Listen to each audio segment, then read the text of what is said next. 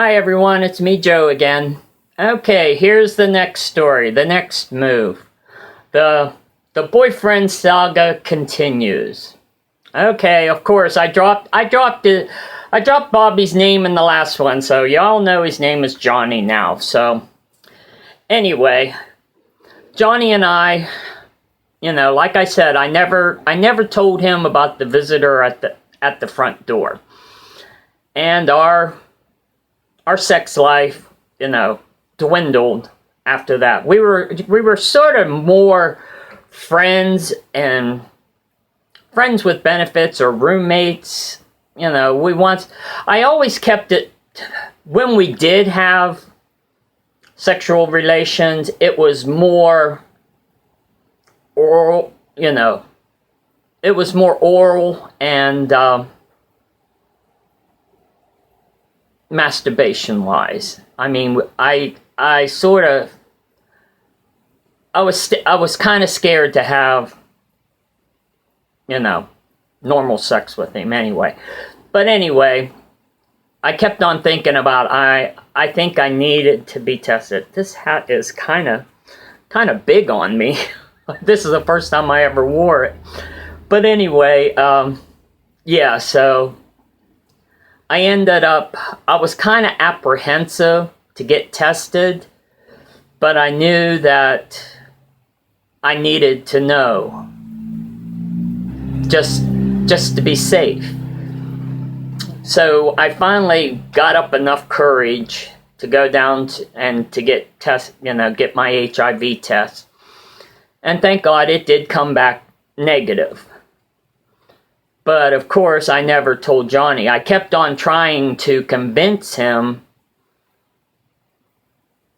to get a test, but at the same time, I was thinking to myself, now I can't really kind of push him on that, because if I do that, then he's going to know that I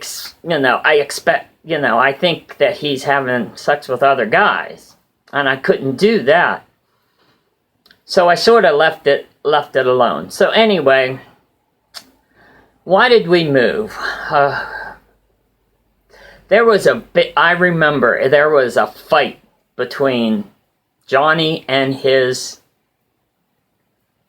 family, his aunt and cousin.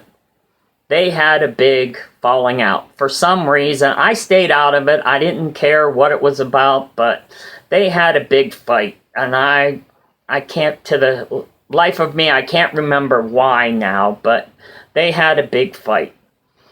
So, of course, that's the reason. We couldn't live with them anymore. The reason why we moved there was to be close to them, but then the reason why we moved was to get away from them. And, of course, all these moves were because of Johnny. He just needed to move. So anyway, it took us about a week or two to get everything packed up and find another place, and we found another place in Yorkville. Now this was an older building, but it had a full basement. The basement was fully finished. It had a finished basement, and it was sort of separated from the laundry area, and then there was like a big finished basement living room area. And Johnny liked it because it had a front living room which he could turn into his showroom. Then there was the kitchen then upstairs were the bedrooms, bathrooms, and downstairs was the basement, the full finished basement. So, of course, it was a nice place to live.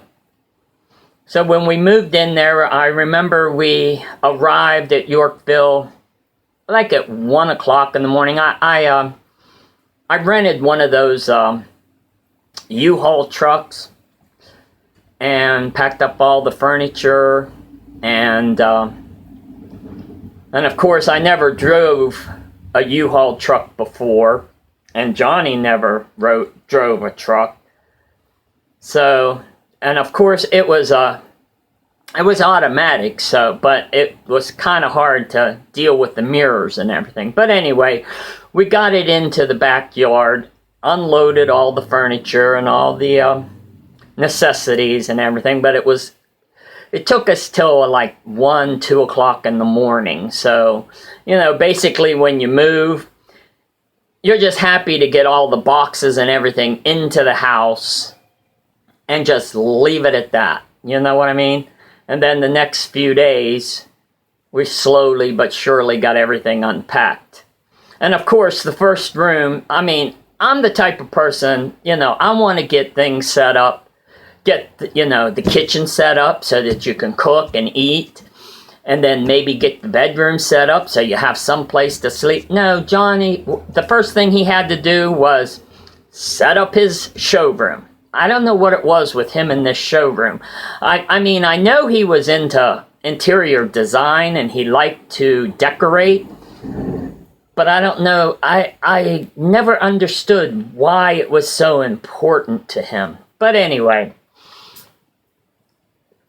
like I said, Johnny had, you know, I knew that Johnny was playing around on the side on me, but he never knew that I knew. It was one of those, you know, Will and Grace things. I knew what he was doing, but he didn't know that I knew that he knew. Okay, leave it at that. But anyway, you would think that he would know through my attitude and through me not wanting to get together with him, less than, I mean, I think he took it as that I was falling out of love with him. I think in his mind, he thought because I didn't want to have sex with him, it was because I didn't love him anymore. So he used that as an excuse to, how do I want to, he made that as a reason to go out and find other guys, because hey, why not? Because Joe don't love me at home anymore, so I might as well go out and fool around. You know, that was his mentality, that, you know, not realizing, not trying to pull me back into the relationship. He just said to hell with it, and just, he was always a selfish person. I found him as a selfish person, you know.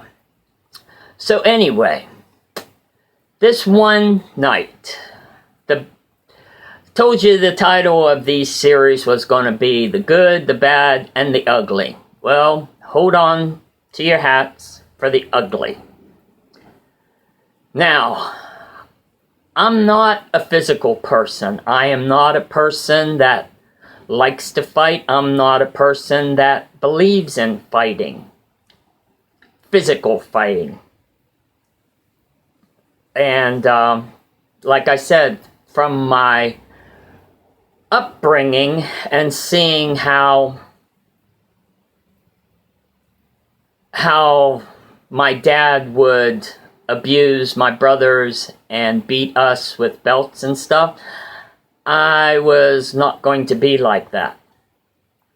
But this one night, I can remember, was, you know, I was always a light sleeper. I was always, I mean, and I didn't really always need a lot of sleep. Let's put it this way. But one night, you know, when you're in a relationship and you're sleeping next to a person, you get like this, it's hard for me to say, but you get like this feeling, this comfortness of having another person in the bed with you. But anyway, one night, I woke up to realize that Johnny wasn't in the bed with me.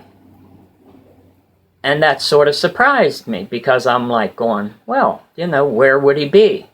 And the first thing came to mind was, you know, he's out whoring around. So I was getting really tired of this. going through this situation, and I was going to confront him about it. And I decided this was the day that I was going to confront him about it. It was like was like a month or so, and I said, enough's enough. I'm going to confront him, and we're going to have it out. But anyway, so I went downstairs, started to make some coffee because I knew it was going to be a long night when he came in. And I sort of realized that I could hear some noises going on from downstairs in the basement. Now, downstairs in the basement is where we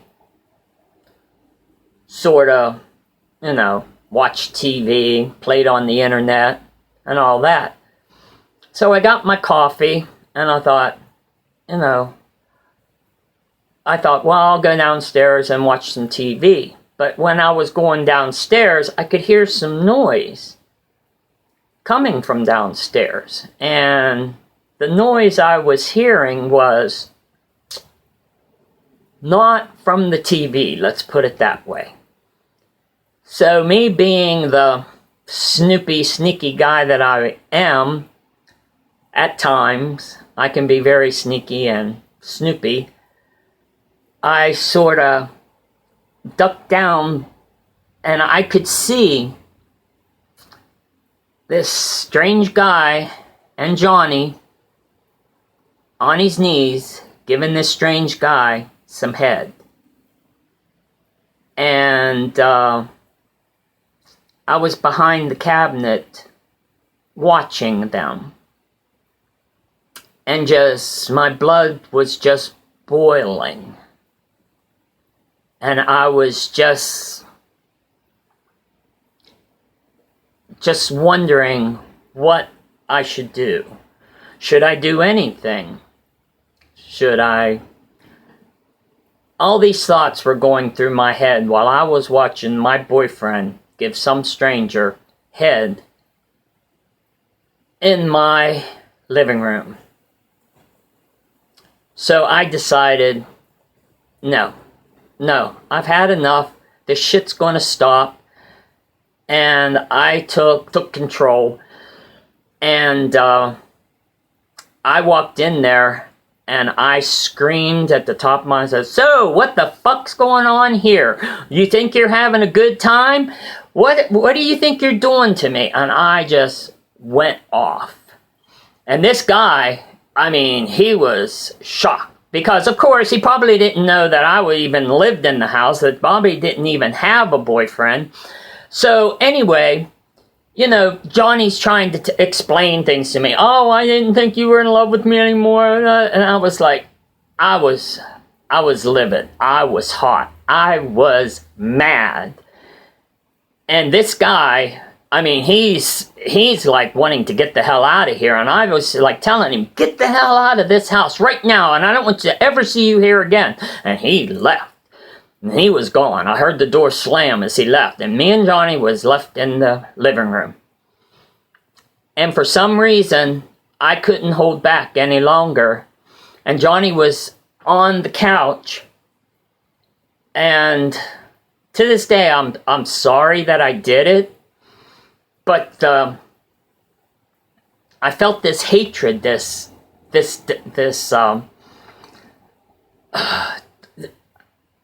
I just felt so wronged that I started punching him in his sides.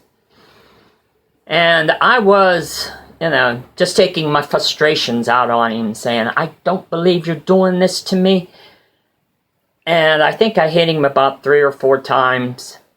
And of course, Johnny being first thing he did, he called 911. He called the cops on me.